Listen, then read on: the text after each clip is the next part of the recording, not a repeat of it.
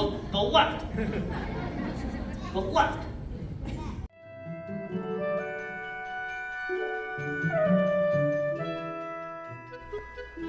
If you like what you see, why don't you think about subscribing?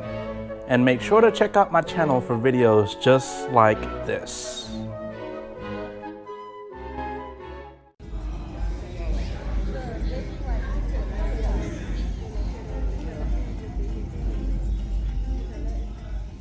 Night vision.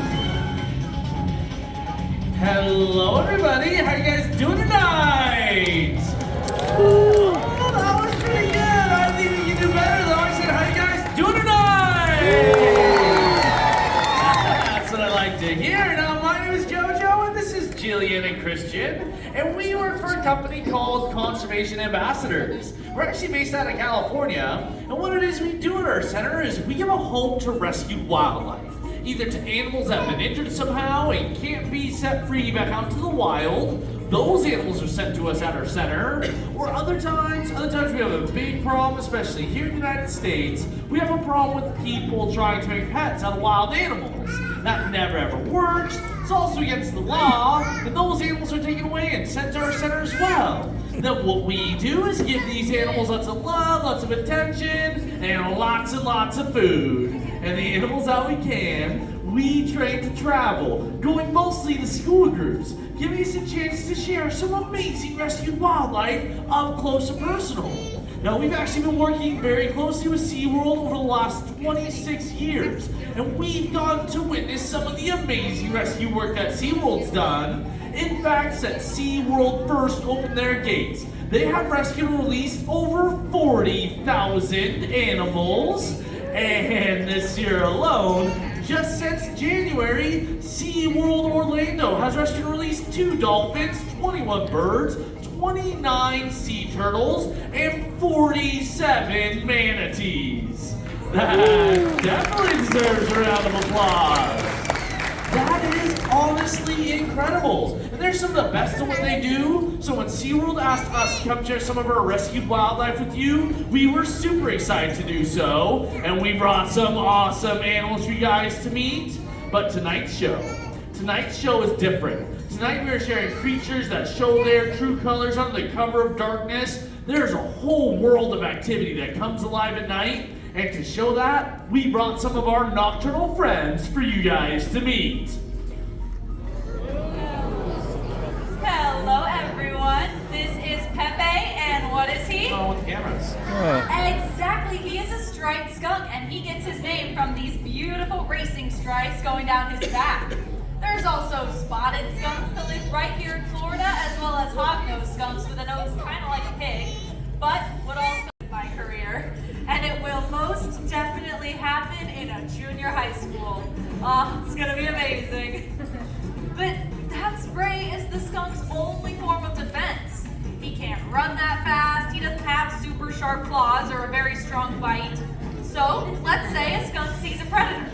The first thing that skunk is going to do is throw a fit. Have any of you all ever thrown a fit before? I'm sure you have. So the first thing he'll do is stomp his little skunk feet to say, I am a skunk and I am about to spray. If that doesn't work, he'll even do handstands, waving that tail in the air to really show off the fact that he is a skunk and he is about to spray. And if that second warning isn't enough, well then, he will spray, and they can spray about 15 feet. So some of you lucky people are in the spray zone right now. Now, we all know it smells bad, but that's actually not the important part. That spray will get to the eyes and the nose of the animal that's attacking him, and it burns, working like nature's pepper spray, and hopefully getting that animal to leave him alone. But we've been having a bit of a problem with skunks. Every week at our center, we'll get calls from people saying, oh my goodness, we've got such a skunk problem. So we'll say, what's the problem? And about 9 times out of 10, it's a family saying, well, every night there's this group of skunks that comes up onto our porch and eats all our dog and cat food. I'm sorry, that's not really a skunk problem, that's a people problem. People are leaving food out in the middle of the night and expecting wild animals not to come up and eat it. But this is causing problems though. These skunks are getting so much extra food that they're having more and more babies, and then the population is growing to the point where they're becoming an issue. Luckily, It's very easy to fix. Just bring that dog and cat food in at night, and then these guys can go back to eating things they're supposed to eat. Things like slugs and snails and other pests that will turn them into helper animals rather than problem animals. Now, we got little Pepe here because his mother was unfortunately hit by a car, and when the people got out and saw little Pepe by the side of the road, they decided to take him home. He even managed to get his scent glands removed, which meant that when they got caught, Pepe here was deemed non-releasable. So instead, he was sent to live at our center. Let's give a hand to little Pepe, the striped skunk. Now this is, she says hi. This is Nova, and what is she? Who?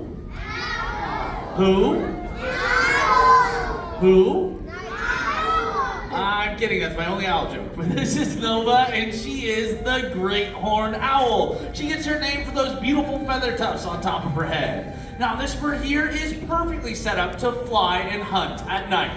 Some things that help her. Number one are those eyes. Her eyes are so good at seeing at night that if we turn to the left,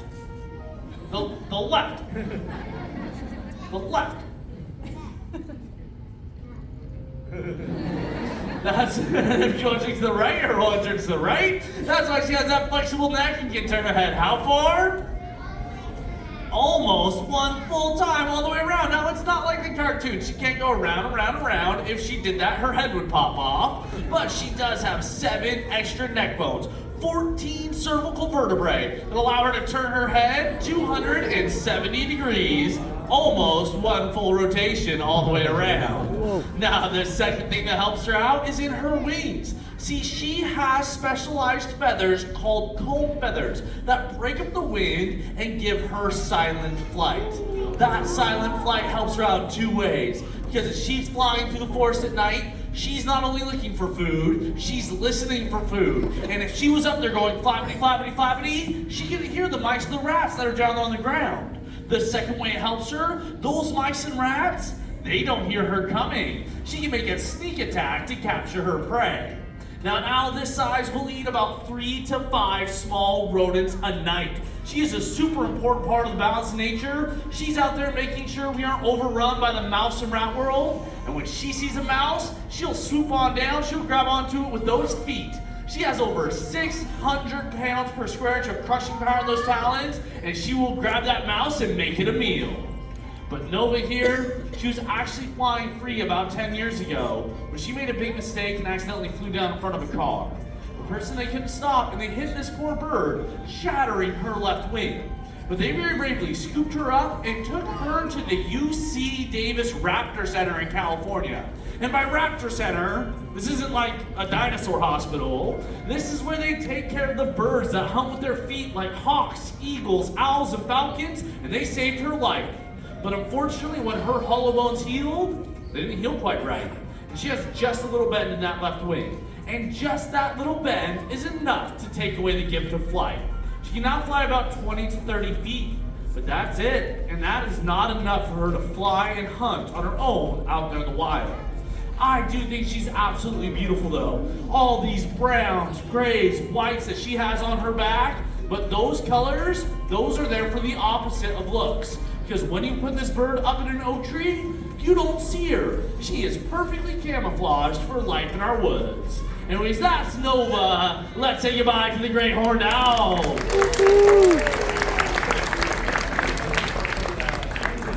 This is Disco, our gray fox. Now, we got Disco from a local rescue center that took him in when he was found abandoned as a very young baby, 13. So he is a senior citizen. That's why we brought him to Florida.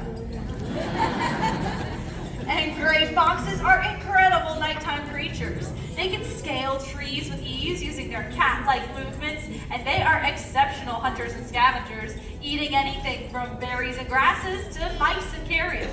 But for a while, their numbers were drastically decreased due to overhunting for their beautiful fur. Plus, we introduced an invasive species. The European red fox has taken over gray foxes' habitats. They've taken over their food sources. But luckily, in recent years, gray fox populations have been making a steady comeback, which I think is really cool to see. Now, little Disco here may look pretty cute, but actually he's very stinky. Gray foxes have a very strong musky odor that he would use in the wild to mark his territory, as well as a personal cologne to attract the lady foxes. But even though he's a bit stinky, we still love him. Let's give it up for Disco the Gray Fox.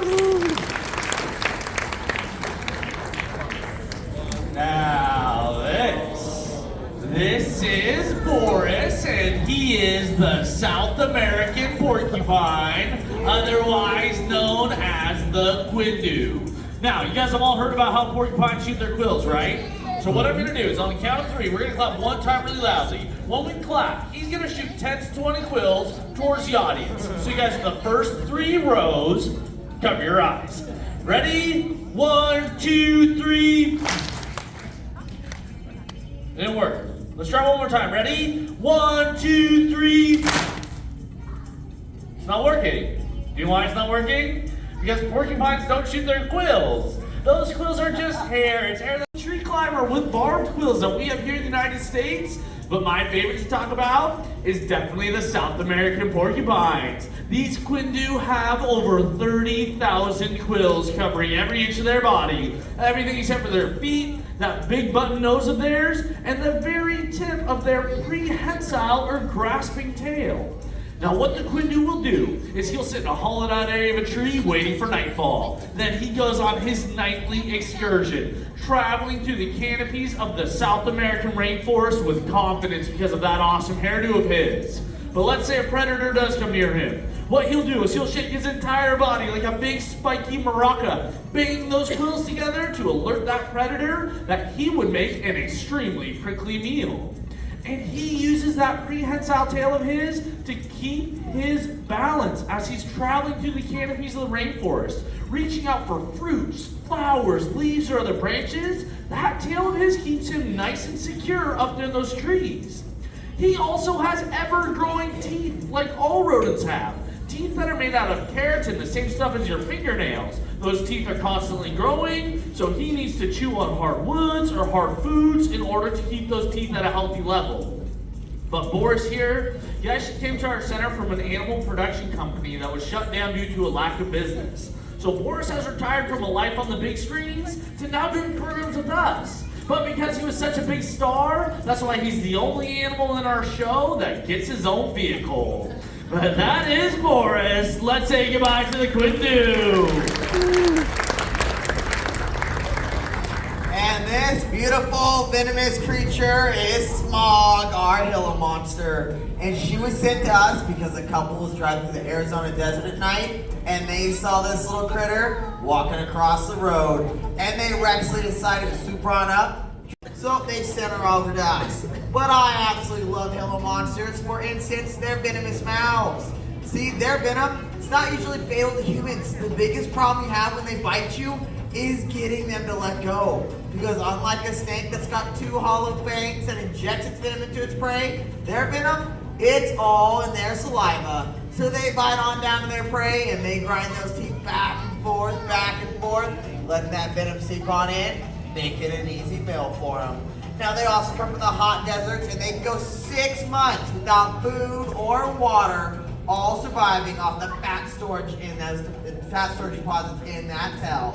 And because they come from the hot deserts, you'll find other animals out at nighttime being more active. Well, that's when you're gonna find the Gila monster poking his tongue out of his den, sniffing for his food. But I have to tell you, we hear all kinds of crazy stories about the Gila monster. We hear stories like they're gonna pop out of the bushes, breathe venomous gases in your faces, and luckily, that's just not true. And once you get to know these heavy-bodied, slow-moving, mild-mannered creatures, you're gonna realize they're not so monstrous after all. But that's Smog, our Gila monster.